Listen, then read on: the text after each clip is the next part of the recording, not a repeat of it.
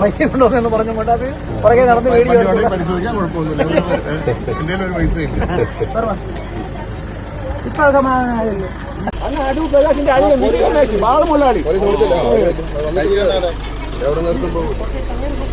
പിന്നെ എല്ലാം അടിക്കണം, ഭാഷ എല്ലാം അടിക്കണം അങ്ങോട്ട്. എന്നെ അങ്ങനെ വരട്ടല്ല.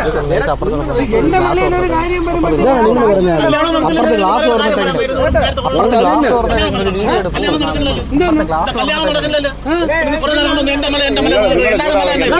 ഞാൻ ജനിച്ചു പറഞ്ഞ മണ്ണാണ് കേട്ടോ, ഞാൻ ജനിച്ചു പറഞ്ഞ മണ്ണാണ്.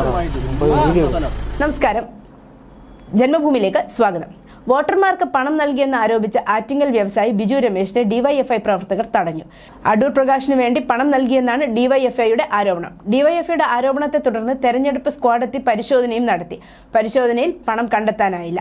അരുവിക്കര വടക്കേമലയിൽ കോൺഗ്രസ് ബ്ലോക്ക് സെക്രട്ടറി സുരേഷിന്റെ വീട്ടിലായിരുന്നു ബിജു രമേശ് എത്തിയത്. വിവരമറിഞ്ഞ് സ്ഥലത്തെത്തിയ പോലീസ് ബിജു രമേശിനെ അരുവിക്കര സ്റ്റേഷനിലേക്ക് മാറ്റി. രാജധാനി ഗ്രൂപ്പിന്റെ ചെയർമാനായ ബിജു രമേശ് നിരവധി ബാറുകളുടെ ഉടമയാണ്. ബിജു രമേശ് ഇവിടെ എത്തിയതറിഞ്ഞ് പിന്നാലെ വന്ന ഡിവൈഎഫ്ഐ പ്രവർത്തകർ ഇദ്ദേഹത്തെ മർദ്ദിച്ചെന്നും പരാതിയുണ്ട്. റിയൽ എസ്റ്റേറ്റ് ആവശ്യത്തിനായാണ് ബിജു രമേശ് വീട്ടിൽ വന്നതെന്ന് കോൺഗ്രസ് പ്രവർത്തകനായ സുരേഷ് പ്രതികരിച്ചു. കോളനിയിൽ പണം വിതരണം ചെയ്തിട്ടില്ലെന്നും കോൺഗ്രസ് അരുവിക്കര ബ്ലോക്ക് കമ്മിറ്റി അംഗമായ സുരേഷ് പ്രതികരിച്ചു. ആറ്റിങ്ങൽ മണ്ഡലത്തിൽ കോൺഗ്രസ് സ്ഥാനാർത്ഥിയായ അടൂർ പ്രകാശും വ്യവസായി ബിജു രമേശും അടുത്ത ബന്ധുക്കളാണ്. അടൂർ പ്രകാശിന്റെ മകന്റെ ഭാര്യയാണ് ബിജു രമേശിന്റെ മകൾ. അത്യാഡംബരത്തോടെയായിരുന്നു ഈ വിവാഹം നടന്നത്. News desk Janmabhumi.